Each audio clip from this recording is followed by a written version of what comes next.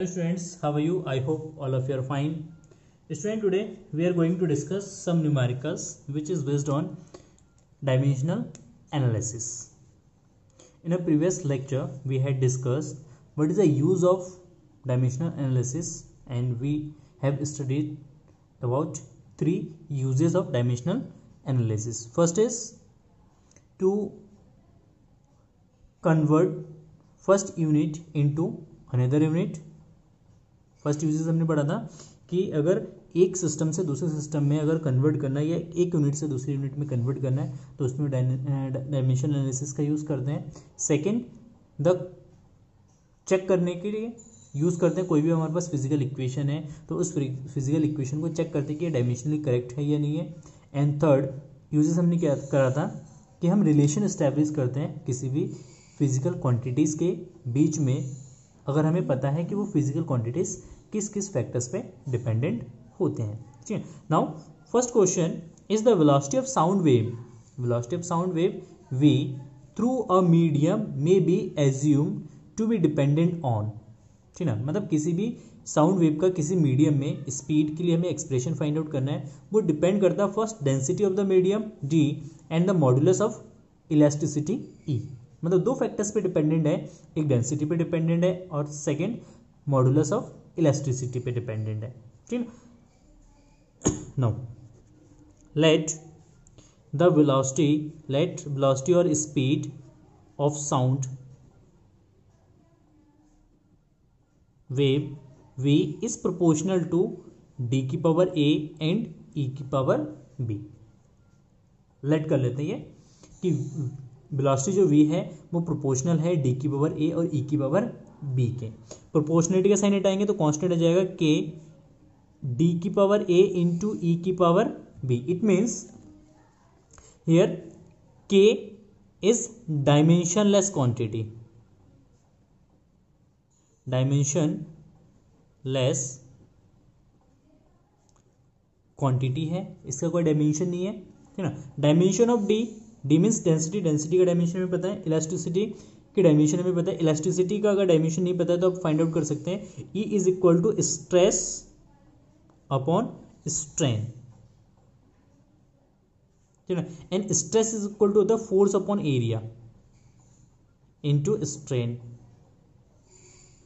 And force का dimension होता है ml t की पावर -2 एंड एरिया का डायमेंशन होगा l स्क्वायर. एंड स्ट्रेन जो है एक डायमेंशनलेस क्वांटिटी होता है तो इसकी कोई डायमेंशन नहीं है, इसको छोड़ देंगे, इंटू 1 लिख देते हैं. ठीक है ना.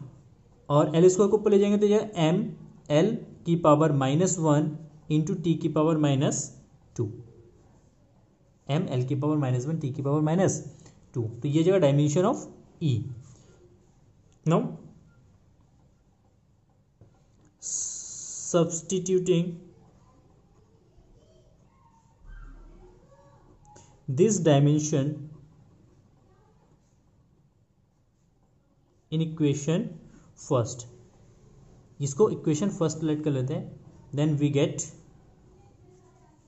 v is equal to dimension of v is equal to L T की पावर -1 इज इक्वल टू के डायमेंशनलेस क्वांटिटीज छोड़ देते हैं. डायमेंशन ऑफ d डेंसिटी का डायमेंशन होता है आपको पता है m l की पावर -3 की पावर a इंटू e की डायमेंशन है m l की पावर -1 t की पावर -2 की पावर b. नाउ m की पावर a m की पावर b तो यह m की पावर a प्लस b, क्योंकि मल्टीप्लिकेशन में ऐड पावर क्या होता है, एड अप हो जाएगा. l की पावर -3a और यहाँ पे l की पावर -1 की पावर b है तो -b. एंड t यहाँ पे नहीं है, t की पावर यहाँ पे है -2 की पावर b तो -2b.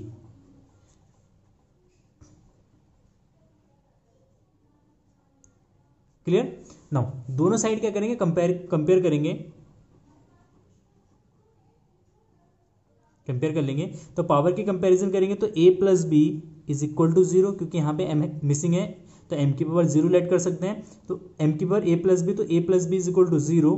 -3a minus B is equal to power यहाँ पे l की पावर 1 है और -2b that is equal to -1. Minus से माइनस कैंसिल तो b is equal to 1/2.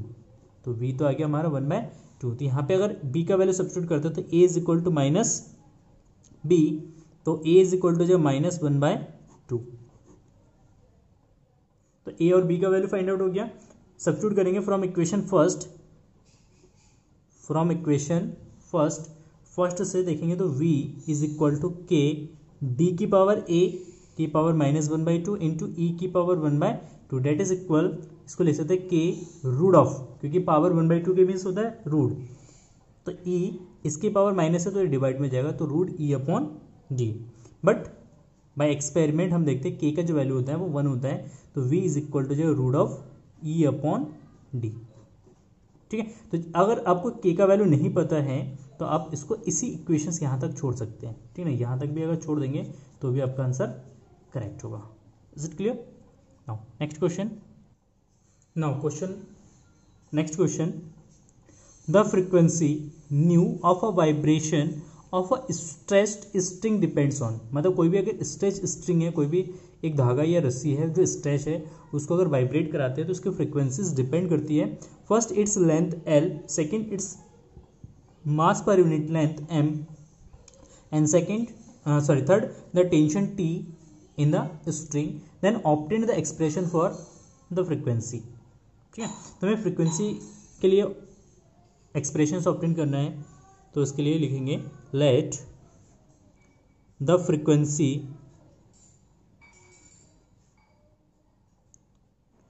Of vibrating of a stretch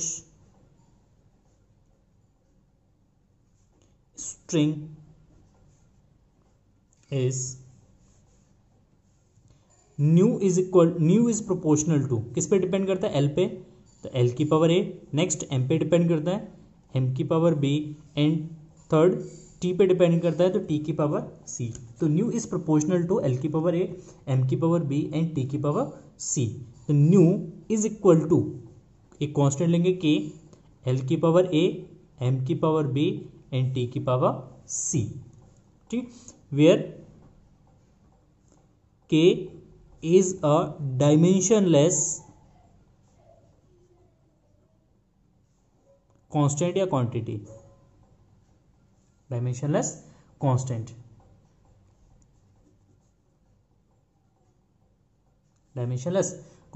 is it clear? Now the dimension of L is equal to, L होता है क्योंकि length है, dimension of M, तो M is equal to, यहाँ पे देखेंगे तो m is equal to mass per unit length है, it means m equal to mass per length होगा, तो इसका डायमेंशन हो जाएगा, dimension of m is equal to mass का होता है m, l की पावर -1, इसका हो जाएगा m अपॉन l, तो डायमेंशन हो जाएगा m l की power -1। And dimension of t means tension है, टेंशन मीन्स होता है फोर्स, और फोर्स का डायमेंशन होता है एम एल टी की पावर -2। टेंशन भी जो है एक टाइप का क्या होता है? फोर्स होता है। ठीक है, तो इसलिए यहाँ पे क्या यूज़ करेंगे? फोर्स का डायमेंशन यूज़ करेंगे, तो टी का डायमेंशन हो जाए एम एल टी की power -2। Substitute and dimension of frequency nu is equal to T की पावर -1, क्योंकि frequency nu is equal to होता है 1/t, nu is equal to 1/t, 1 time period, तो इसका डायमेंशन हो जाएगा टी की power -1। Clear? Now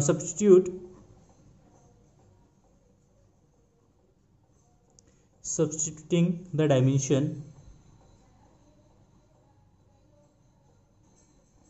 in equation फर्स्ट, इसको इक्वेशन फर्स्ट लेट कर लेते हैं, ये हो गया हमारा इक्वेशन फर्स्ट, इसमें डायमेंशन सब्स्टिट्यूट कर देते हैं, तो dimension of frequency is T की power -1 is equal to dimension of L, L की power A, dimension of M, M L की पावर -1 की power B, into dimension of tension is M L T की power -2 की power C, that is equal M की power B, M की power C, तो M की power B plus C, L की power ए, यहाँ पे एल की पावर बी, तो माइनस का बी हो जाएगा, और यहाँ पे एल की पावर सी तो प्लस का सी, तो एल की power a minus b plus c into t, t की पावर -2c, टी की पावर माइनस का 2c, तो इसको लिखेंगे m की पावर 0, l की पावर 0 एंड t की पावर -1। बोथ साइड पावर की कंपेयर करेंगे, comparing the both side we find या we get b plus c is equal to 0, a minus b plus c is equal to 0 and -2c is equal to minus का 1। Then we find c is equal to 1/2, c का value कितना जाएगा 1/2। Substitute here the value of c, b finds b is equal to -1/2, b का value -1/2 हो गया, तो यहाँ पे a का वैल्यू सब्स्टिट्यूट कर, a का वैल्यू फाइंड आउट करते हैं इस वाली इक्वेशन से, तो a माइनस का b है तो minus minus plus 1/2 and c 1/2, तो प्लस 1/2 इज इक्वल टू 0, तो 1 हाफ एंड हाफ 1, तो a इज इक्वल टू जो माइनस का 1, ठीक है ना। इसका वैल्यू अब इक्वेशन नंबर फर्स्ट में सब्स्टिट्यूट कर देते हैं। Then we find nu is equal to k l की पावर -1 इंटू m की पावर b है, m की पावर b एंड b का वैल्यू है माइनस का 1/2 एंड c का वैल्यू है 1/2, तो जाएगा माइनस का 1/2 एंड t की पावर हो जाएगा 1/2, that is k by l into m t by m, क्योंकि t की पावर प्लस है ऊपर रहेगा, m की पावर माइनस है नीचे जाएगा, तो t अपॉन m रूट में, तो root of t upon m, तो v is nu is equal to frequency is equal to k by l root of t by m, ठीक है ना। तो ये एक्सप्रेशन हो जाएगा किसके लिए, वाइब्रेशंस के फ्रीक्वेंसीज के लिए, ठीक है। क्लियर है? Thank you for watching this video and have a nice day, bye bye.